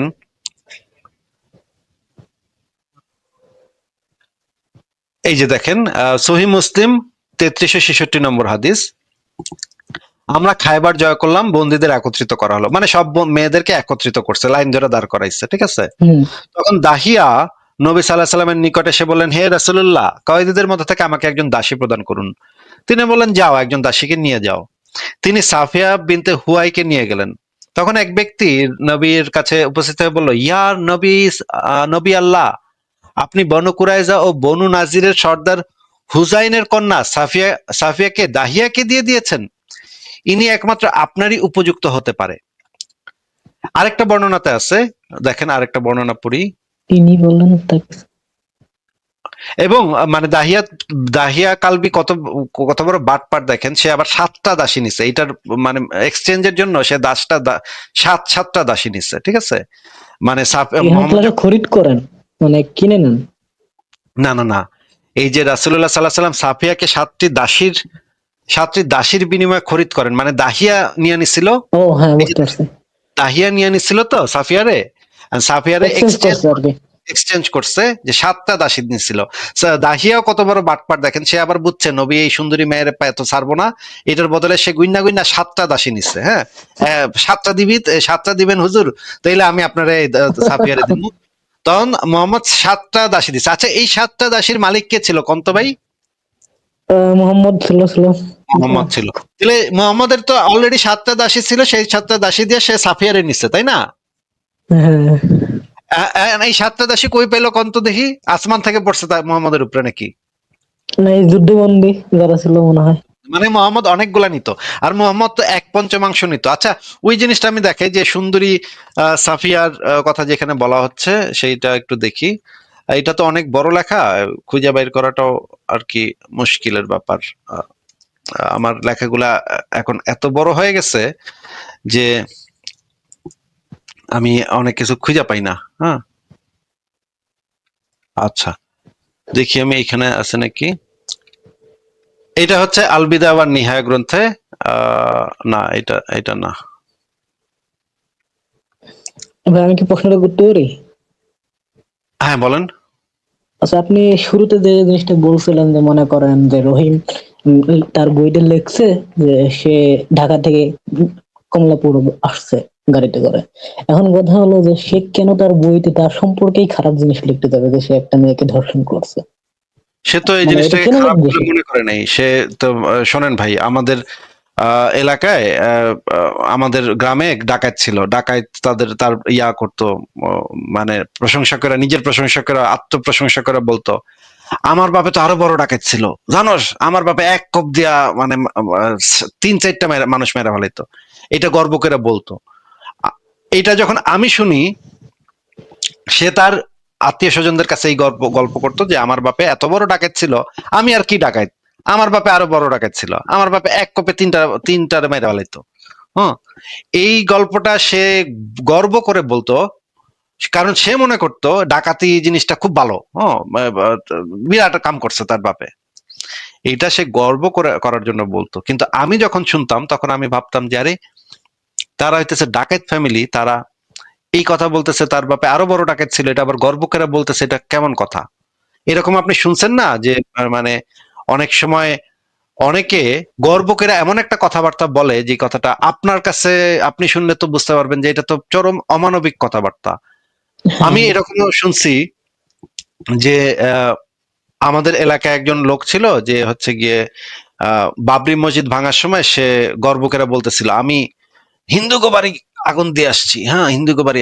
আমি তখন মনে মনে ভাবতেছি, সে খুব গর্ব করে বলতেছে বিষয়টা, যে সে বিরাট একখান কাম করছে। কিন্তু আমি যখন শুনলাম তখন আমি তো ভাবতেছি যে হিন্দুদের বাড়ির ভিতরে তো বাচ্চা ছেলে মেয়েও থাকে, যদি ওই বাচ্চা ছেলে মেয়ে আগুনে পুড়ে যায় তখন কি হবে? আমি তো এটা ভাবতেছি, কিন্তু সে কিন্তু আর এটা বুঝতেছে না যে সে কি কইতাছে, এই কথাটার মিনিংটা কি, এটা কিন্তু সে বুঝতেছে না। সে ভাবতেছে সে বিরাট একখান কাম করছে, বিরাট একখান বাপের বেটার মতো কাম করে আইছে। এই জন্য সে এই জিনিসটা ফেনায় ফেনায় আমার কইতাছে। ভাই, এই যে হাদিস, কোরআনে হাদিসে এবং সিরাত গুলাতে যেগুলা লেখা আছে, এগুলা তো ভাই খুব গর্ব করে এই কথাগুলা বলা, যে আমার নবী কাফের কফের মারছে, অনেক কাফের মারছে। ভাই, এগুলা তো আমাদের কাছে ধর্মের কারণে মানুষকে হত্যা করে, এগুলো তো আমার কাছে কিন্তু অমানবিক। এইগুলা তো কোনো সময় বলে না ভাই। এইগুলা তো মানে যারা মনে করেন আমাদের যুগে এসে যারা ওয়াজ করে তারা তো এইসব কথা জীবনেও বলে না। তারা তো সবসময় খালি একটা জিনিসই বলে যে নবীন ছিল অনেক দয়ালু ব্যক্তি, তার মতো আচ্ছা ভালো মানুষ হয় না। আর এইগুলা শুনেই তো আমরা বড় হয়েছি। আচ্ছা, আমি ওই রেফারেন্স একটু খুঁজে বের করি, যে যেটার ভিতরে যে তাকে বলা হচ্ছিল যে অনেকগুলা সুন্দরী রমণী। সুন্দরী। হ্যাঁ, এই যে দেখেন, এই যে যে পাইছি, সহিহ বুখারী তাওহিদ পাবলিকেশনস 2893, দেখেন। অতঃপর যখন আল্লাহ তাআলা তাকে দুর্গের উপর বিজয়ী করলেন, তখন তার নিকট সাফিয়া বিনতু হুয়াই ইবনু আখতাবের সৌন্দর্যের কথা উল্লেখ করা হলো। তিনি ছিলেন সদ্য বিবাহিতা এবং তার স্বামীকে হত্যা করা হয়েছিল এবং আল্লাহর রাসূল তাকে নিজের জন্য মনোনীত করলেন। দেখলেন ভাই, সৌন্দর্যের কথা উল্লেখ করা হলো, দেখা যাচ্ছে। হ্যাঁ হ্যাঁ হ্যাঁ। সৌন্দর্যের কথা উল্লেখ করার পরে সে দাহিয়াতুল কালবির আরেকটা হাদিস দেখেন, সুনান আবু দাউদ 2995। আমরা খায়বার আক্রমণ করি, মহান আল্লাহ যখন এ দুর্গ জয় করালেন এবং হুয়াইয়ের কন্যা সাফিয়ার সৌন্দর্যের কথা রাসূলুল্লাহ সাল্লাল্লাহু আলাইহি ওয়াসাল্লামের কাছে বর্ণনা করা হয়, তিনি সদ্য বিবাহিতা ছিলেন এবং তার স্বামী এ যুদ্ধে নিহত হয়েছিল। রাসূলুল্লাহ সাল্লাল্লাহু আলাইহি ওয়াসাল্লাম তাকে নিজের জন্য পছন্দ করলেন। সেখান থেকে রওনা হলাম। আমরা সাদ্দুস সাবহা নামক জায়গাতে পৌঁছলে তিনি মাসিক ঋতু থেকে পবিত্র হন, অতঃপর নবী তার সাথে নির্জন বাস করেন। মানে সঙ্গম করলো এই যে পিরিয়ড হয়েছিল। হ্যাঁ, এই সাদ্দুস সাহবা নামক জায়গা, এই জায়গাটা হচ্ছে ওই খায়বার থেকে অল্প একটু দূরে। এই যে দেখেন, আমি ম্যাপ দিয়ে দিছি। এই যে খায়বার থেকে যদি আপনি হাইটা যান তাহলে 7.5 ঘন্টা লাগে, 33 কিলোমিটার দূরে। এবং উঠে করে গেলে মানে ঘন্টা দেড়েক দুয়েক সময় লাগবে। 2 ঘন্টা, ম্যাক্সিমাম 3 ঘন্টা সময় লাগবে উঠে করে গেলে। এই 3-4 ঘন্টার দূরত্বে যাওয়ার পরেই মোহাম্মদ তার সাথে সঙ্গম করে। কি একটা আচ্ছা, অবস্থা! এইগুলা যে লেখা আছে যে এইগুলো করে, এইগুলো তারা কিভাবে জানলো, মানে কি, মানে এটা এটা যে কেউ? এই যে গেটের সামনে আবার একজন পাহারা দিতেছিল, দেখেন সুনান আবু দাউদ শরীফ 2120 নম্বর হাদিস। তিনি বলেন, এই যে দেখেন, এই যে আবু আইয়ুবের প্রহারা না, এটা হচ্ছে এই গ্রন্থে আছে, সিরাতুন নবী ইবনে হিশাম 3য় খণ্ড পৃষ্ঠা 358। আবু আইয়ুবের প্রহরা দেখেন। রাসূলুল্লাহ খায়বার বা পথিমধ্যে যখন সুফিয়ার সাথে বাসর রাত উদযাপন করেন, তখন তিনি তাকে রাসূলুল্লাহর জন্য পরিপাটি করেন, তার কেশ বিন্যাস ও সাজগোজ করেন, মানে সাইজা গুইজা তারে পাঠাইছে। হ্যাঁ, তিনি ছিলেন আনাস ইবনে মালিকের মা উম্মে সুলাইম বিনতে মিলহান। সে আবার সাফিয়ারে সাইজা গুইজা গোসল টোসল করায় চুল টুল বাইন্দা বাইন্দা দিয়া নবীর খাটে বাড়াইছে। হ্যাঁ, রাসূলুল্লাহ তার একটি গোলাকৃতি তাঁবুতে তার সাথে রাত্রি যাপন করেন। বনু নাজার গোত্রীয় আবু আইয়ুব খালিদ ইবনে জায়েদ কোষমুক্ত তরবারি হাতে সারা রাত উক্ত তাঁবুটি প্রদক্ষিণ করে কাটিয়ে দেন। প্রত্যুষে রাসূলুল্লাহ যখন তাকে এই অবস্থায় দেখতে পেলেন, তখন তিনি তাকে জিজ্ঞেস করলেন, তোমার কি হলো হে আবু আইয়ুব, তুমি দাঁড়িয়ে আছো কেন? জবাবে তিনি বললেন, ইয়া রাসূলুল্লাহ, আমি আপনার ব্যাপারে এই মহিলার পক্ষ থেকে আশঙ্কা করেছিলাম, কেননা আপনি তার পিতা, তার স্বামী এবং তার স্বজাতীয় লোকজনকে হত্যা করেছেন, আর সেও সবেমাত্র কুফরি জীবন থেকে এসেছে। সুতরাং তার পক্ষ থেকে আমি আপনার অমঙ্গল আশঙ্কা করেছি। দেখেন, এই বেটায় জি। সারা রাত মানে তরবারি নিয়া, মানে সে নিজেও এরকম ভাবছে যে সে তো মানে এটা ভালোভাবে নেয় নাই, মানে ওই মেয়েটা ভালোভাবে নেওয়ার কথা না, এটা যে তার বাবা মাকে, তার মোহাম্মদের ভাই বোনকে মেরে ফেলছে। মোহাম্মদের খাস সাহাবী পর্যন্ত বুঝছে ঘটনা তো খুবই খারাপ, অবস্থাটা তো খুবই খারাপ। এই মাইয়ার বাপেরে মারছে মোহাম্মদ, এই মাইয়ার স্বামীরে মারছে, বাইরে মারছে, পুরা জাতি গোষ্ঠী উড়াই দিছে মোহাম্মদ। এরে এই 2 দিনের মাথায় বিস্তায় নিতেছে। এইখানে তো একটা ঘটনা, অঘটন তো ঘটতেই পারে। আমি পাহারা দেই গিয়া, সে আবার তরবারি নিয়ে সারা রাত ওই তাঁবুর চারপাশ পাহারা দিছে। ভাই, এই বর্ণনাগুলো তো পড়লে তো বোঝা যায় যে মানে খুবই প্যাথেটিক মানে ঘটনা ওরা ঘটছে। নিজেরাও, তার মানে এটা প্রমাণ হয় যে ওরা নিজেরাও জানে যে এটা ঠিক না। ও নিজেরাও বুঝে যে এই জিনিসগুলো ঠিক না, যে একটা মেয়ের মাত্র স্বামীরে বাইরে পুরা পরিবার উড়াই দিছে, এই মেয়েটার এখন বিছনায় তোলা। ভাই, একটা মানুষের তো মন টনও তো খারাপ থাকে ভাই, একটা মানুষ এইভাবে একটা বিছনায় নেয়া একটা মেয়েরে, ভাই তার পুরা পরিবার, পুরো গোত্র পুরা উড়া গেছে একটু আগে, 2 দিন আগে। একটা মানুষের তো কান্নারও তো একটা সময় দিতে হবে ভাই। এগুলা না মানে খুবই ঘৃণা লাগে, এগুলা একদম মানে ঘৃণা লাগে। আপনি একটু বলেন তো যে আপনার পরিবারের কোনো মেয়ের সাথে এই ধরনের ঘটনা ঘটলে আপনার কাছে, সেই মেয়েটার কাছে কেমন লাগবে বলেন তো একটু। এটার উত্তর তো ভাই ওইখানে দেওয়াই আছে। সে নিজেই তো এটা ভাবলো যে তার 14 গোষ্ঠী উড়াই দেওয়ার পর সে তো এটা ভালোভাবে নিবে না। এবং এটা মোহাম্মদ বুঝছে, মোহাম্মদের সাহাবারা সবাই জানতো, এগুলা এগুলা মানে ওপেন সিক্রেট ছিল যে এই মেয়েরা যে এই মেয়েগুলা এরা বুঝতো, এরা যে বুঝতো না তা তো না ভাই। আপনি তো এমন বলতে পারেন না যে ভাই অনেককার আগে সবাই এরকম করতো না ভাই। এই সময় এরা বুঝতো এগুলা যে এই মাত্র মেয়েটার পুরো পরিবার মারা হয়েছে, এখন বিছনায় তোলাটা এই মেয়েটার জন্য কতখানি কষ্টের, এরা ভাই বুঝতো এগুলা, এরা জানতো এগুলা, যাই না শুনে এই কাজগুলা করছে। জি, বুঝতে পারছি। আমাদের সাথে ফারাজ ভাই এটা চলে আসছে। ফারাজ ভাইকে একটু আমরা ওয়েলকাম করি। ফারাজ ভাই, কি অবস্থা ভাই? কেমন আছেন? এই তো ভাই ভালো আছি, আপনি ভালো আছেন আসিফ ভাই? ভালো আছি। আপনাকে বিজয় দিবসের শুভেচ্ছা লেট করে। জি ভাই, সবাইকে বিজয় দিবসের শুভেচ্ছা। আসিফ ভাই, আমি জাস্ট একটা কথা এখানে ছোট করে যুক্ত করি। আপনার প্রিভিয়াসলি যেটা নিয়ে আলোচনা করছেন যে ভাই আমার নিজের সম্পর্কে খারাপ কথা আমার নিজের বইতে কেন থাকবে, তাই না? ফর এক্সাম্পল ধরেন বাংলাদেশে একটা বই লিখলো আপনার ওই যে ফারাজ ভাই, আপনার আওয়াজ কি আস্তে আসতেছে কেন? মানে একটু শুনতে অসুবিধা হইতেছে নাকি আমার সমস্যা? শুনতে পাচ্ছি, আমি শুনতে পাচ্ছি, কিন্তু একটু আওয়াজটা একটু কম আর কি, স্বাভাবিকের থেকে একটু কম মনে হচ্ছে। বলতে পারেন, আমি শুনতে পাচ্ছি ঠিকভাবে। এখন ঠিক আছে আসিফ ভাই? হ্যাঁ ঠিক আছে, বলেন। হ্যাঁ ওকে, যেটা বলতেছিলাম যে ধরেন যদি এরকম প্রশ্ন আসে যে নিজের সম্পর্কে নিজে কেন খারাপ কথা নিজের বইতে লিখবে আর কি, নিজের দলবল কেন এরকম খারাপ কথা লিখবে, তো আপনি চিন্তা করেন ভাই অ্যাবাউট পাশে এক মামুনুল, বা ধরেন আপনার এই যে যে লোকটা ছিল আপনার কি জানি ওনার নাম, ওই সোনাগাছি না কি জানি, একজন আলেম আছে বাংলাদেশে, আব্বাসী। তো ওনারা তো রাস্তাঘাটে বলে বেড়াচ্ছেন যে যারা নাস্তিক তাদেরকে হত্যা করতে হবে, যারা অমুসলিম বা যারা নবীকে গালি দেয় মান সাব্বাল্লাহ ফাকতুল কি জানি একটা বলে তারা, মানে বলে গলাই বলে। কিন্তু এই একই কথাই তো তারা আবার ইসে যায় বলে না। তারা ধরেন কোন একটা ইউএস ইউকে তে তারা দাওয়াত পেলো, তারা তো যে এই কথাটা বলবে না। কিন্তু তার নিজের লেখা যদি কোনো বই থাকে সে ওটার মধ্যে সেটা লিখতে পারে এবং তার ইউকে তে যে তাকে দেখাইতে পারে যে দেখো তোমার নিজের বইতে এই ধরনের কথা বলা। তো এটা তো অস্বাভাবিক কোনো কিছু না যে জায়গায় জায়গায় যে ফাত্রামি করা, নিজেই এমন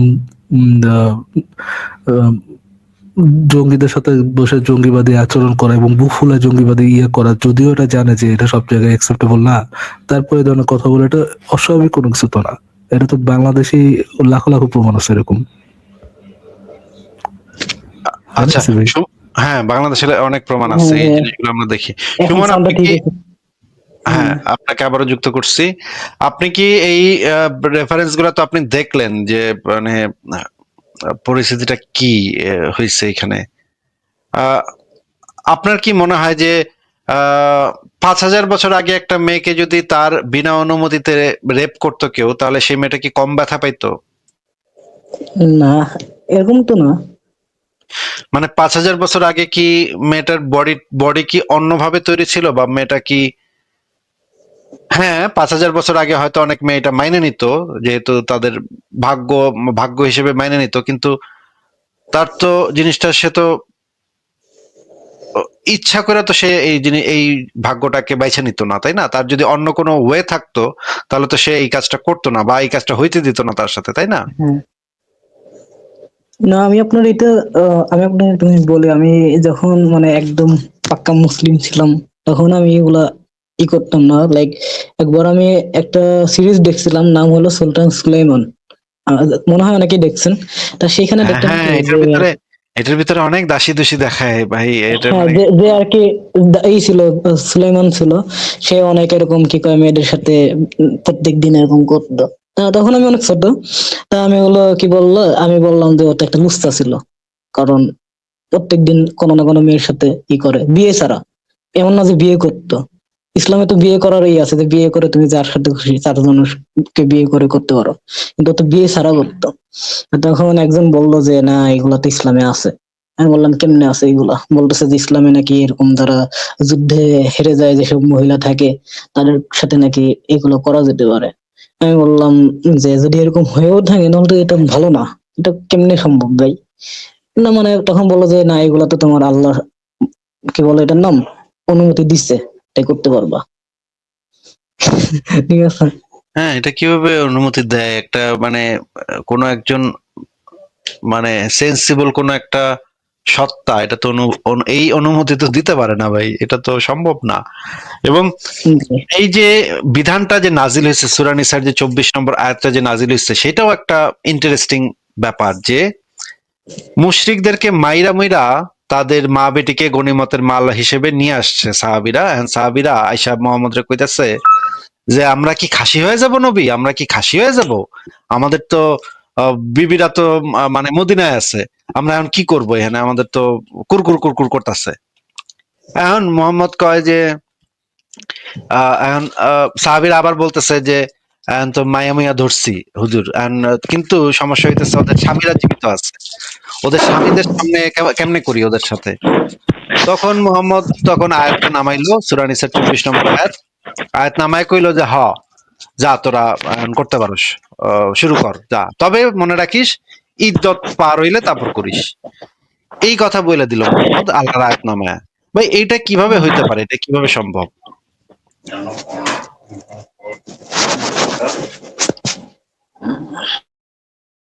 আচ্ছা সুমন, আপনার ওইখান থেকে সাউন্ড হচ্ছে, আপনার কি প্রশ্ন শেষ হয়েছে নাকি আর কিছু বলবেন আপনি? জি ভাইয়া, প্রশ্ন শেষ হয়েছে, সমস্যা নেই, শেষ করেন, মানে আমার আসলে লোক চলে আসছে তো, সমস্যা নেই, ঠিক আপনি আছে, পরে ঠিক আছে, একদিন তাহলে কথা হবে। আপনাকে হ্যাঁ, বিদায় জানাই, ভালো থাকেন, ঠিক আছে, ওকে ওকে। আপনাকে বিদায় জানাই।